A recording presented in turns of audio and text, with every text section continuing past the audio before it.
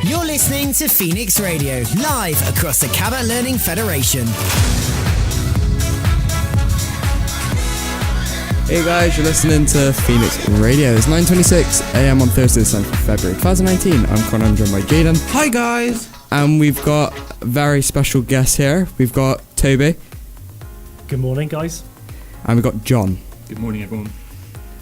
Right, well, obviously this is kind of a interview thing. I'm a bit shaky, but I think we'll all be fine.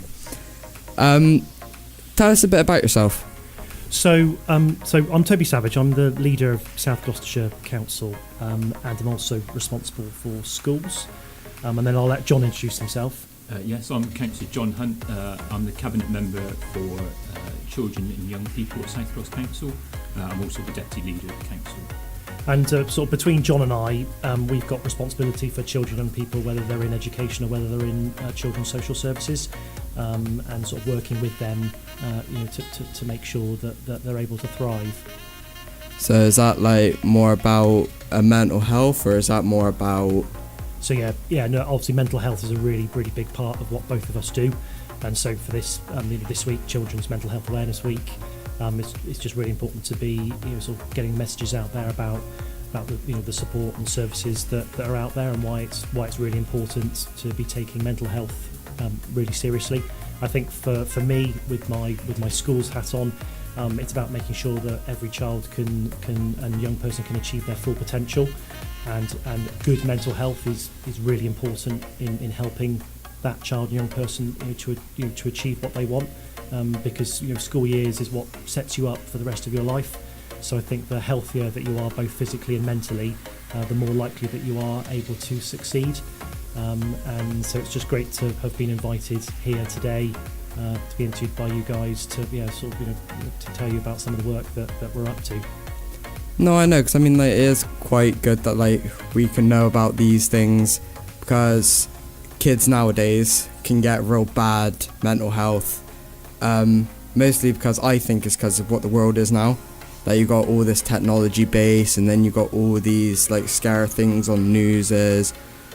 You get quite a bit shaky, then you come into school, you don't want to communicate, you just want to sit down by yourself, stay by yourself. But it's good that people can realise that they just have to look at some people, or they can ask for help in many different ways. Yeah, absolutely. I think the key message is that it's okay to not be okay, and to talk about it, and to feel comfortable talking about it. And then when you are talking to somebody about it, that person is able to point you in the right direction for the help and support and services that are out there to sort of help you get back on track. Could you give us any tips or information on giving support for young children that have mental health issues?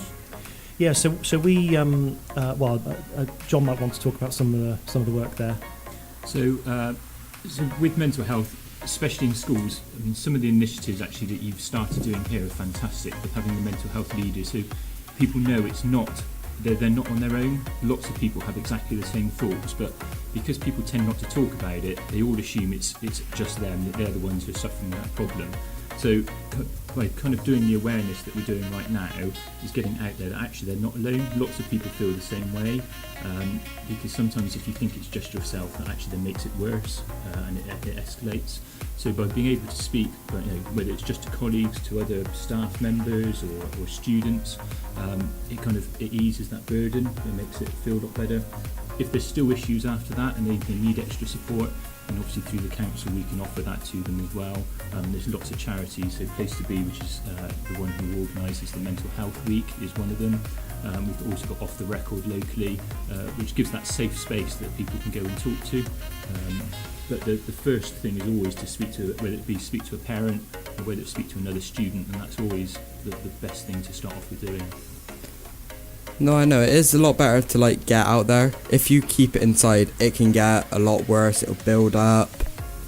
It will get really, really bad. But it's better, even if you just speak to family member, they can inform the school if you don't want to talk about it, because it does get really, really personal.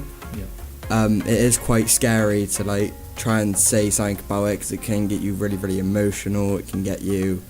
It will get you scared about people knowing about it, because if they're not careful, they might say something, it will get you a lot worse. That's why it's better to keep it in.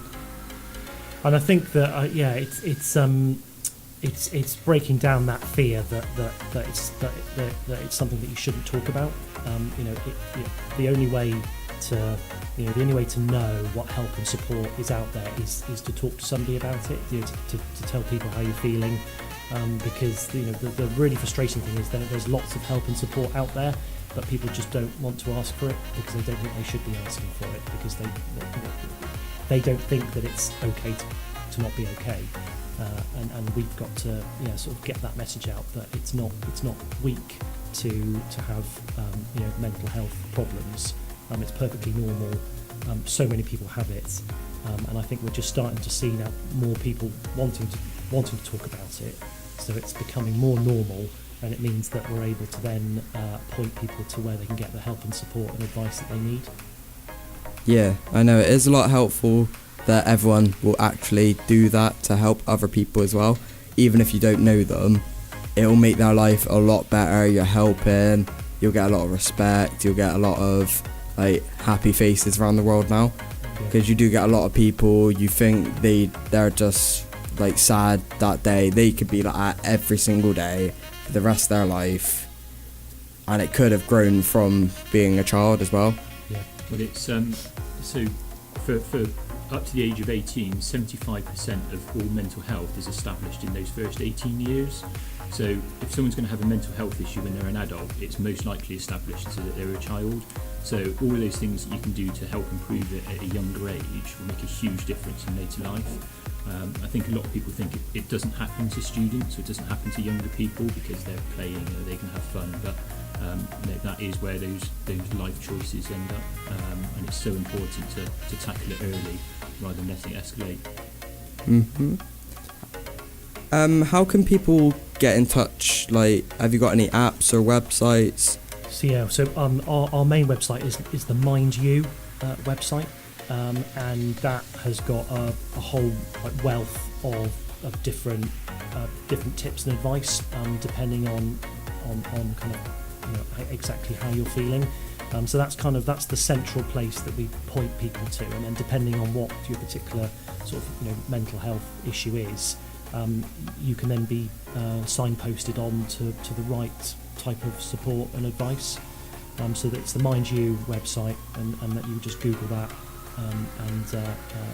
that's the place to get that advice. Okay. Well, thank you for joining us and giving up your time today on Phoenix Radio. Thanks for having us, guys. Thank you very much. Thank you. Well, up next is Body by Loud Luxury. Babe, don't make a sound. 2 a.m. low, gotta keep it down. Don't wait around for a signal now. Give me some verb, I ain't talking now. You wanna ride in the city?